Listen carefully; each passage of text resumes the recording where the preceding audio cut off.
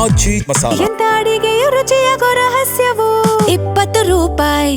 ಈ ಒಂದು ಪಾದಯಾತ್ರೆಯನ್ನ JDSನವರು ಪ್ರಾಯಶ್ಚಿತ್ತದ ಯಾತ್ರೆಯನ್ನು ಮಾಡ್ತಾ ಇದ್ದಾರೆ. ಇದು ಪಾದಯಾತ್ರೆ ಪ್ರಾಯಶ್ಚಿತ್ತದ ಯಾತ್ರೆ ಅಂತ ಹೇಳ್ತಾ ಇದ್ದಾರೆ. ಪ್ರಾಯಶ್ಚಿತ ಆಗೋದು ಯಾರಿಗೆ ಅನ್ನೋದು ಮುಂದಿನ ದಿನಗಳಲ್ಲಿ ಗೊತ್ತಾಗುತ್ತೆ. 3 ವರ್ಷ ಅಧಿಕಾರ ನಡೆಸಿದ್ದಾರೆ, ಇನ್ನು 2 ವರ್ಷ ಇರಬೇಕು ಅಂತ ಕಾಣುತ್ತೆ.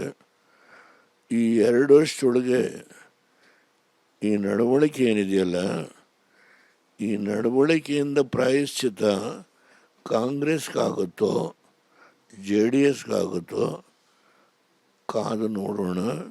ನೀವು ಇರ್ತೀರಿ, ನಾನು ಇರ್ತೀನಿ, ಕಾದು ನೋಡೋಣ. ಕೊನೆಯ ಪ್ರಶ್ನೆ, ಈ ಹೋರಾಟವನ್ನ ದೇವೇಗೌಡರು ತಾರ್ಕಿಕ ಅಂತ್ಯಕ್ಕೆ ತೆಗೆದುಕೊಂಡು ಹೋಗ್ತಾರ? ರೈತರಿಗೆ ನ್ಯಾಯವನ್ನ ಕೊಡಿಸ್ತಾರ? ನಾನು ರೈತನ ಮಗನಾಗಿ ಒಂದು ಮಾತನ್ನು ಹೇಳ್ತೇನೆ. ನನ್ನ ಜೀವನದುದ್ದಕ್ಕೂ ಹೋರಾಟವೇ ರೈತರ ಪರವಾಗಿ. ನಾನು 100 ಉದಾಹರಣೆಗಳನ್ನು ಕೊಡಬಲ್ಲೆ. ನಾನು ಯಾರಿಗೂ ಹಂಚಿಕೊಡೋ ಪ್ರಶ್ನೆ ಇಲ್ಲ, ನೇರವಾಗಿ ಹೇಳ್ತೀನಿ. ಇದರಲ್ಲಿ ಹಿಂದೆ ಮುಂದೆ ಇಲ್ಲ.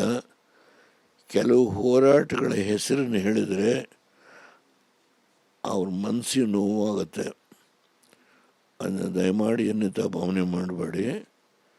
ಹಲವಾರು ನಿದರ್ಶನಗಳನ್ನು ನಾನು ಕೊಡಬಲ್ಲೆ.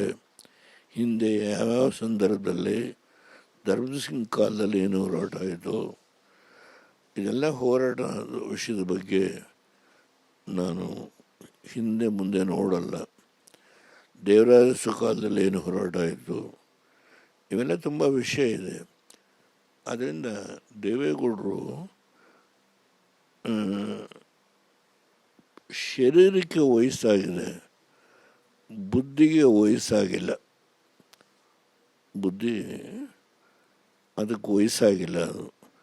ಅದರಿಂದ ಶರೀರಕ್ಕೆ ವಯಸ್ಸಾಗಿದ್ದರೆ ನೋಡಿ, ವೀಲ್ ಚೇರ್ ಮೇಲೆ ಹೋಗ್ತೀನಿ, ಎಲ್ಲ ಕಡೆ ಹೋಗ್ತೀನಿ.